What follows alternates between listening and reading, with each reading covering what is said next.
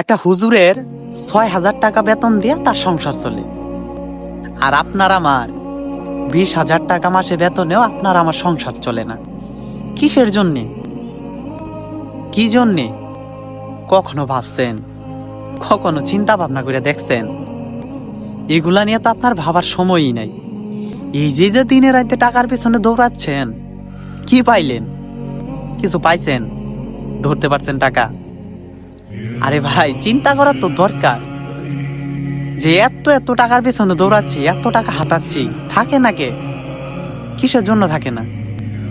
অথচ মসজিদের ইমাম সাহেবের 6,000 টাকা বেতন দিয়া তার পুরা সংসার চলে, আপনার আমার চলে না কেন? চিন্তা করার দরকার না? জানার দরকার না?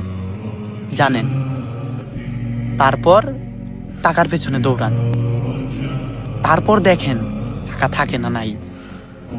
বুঝছেন?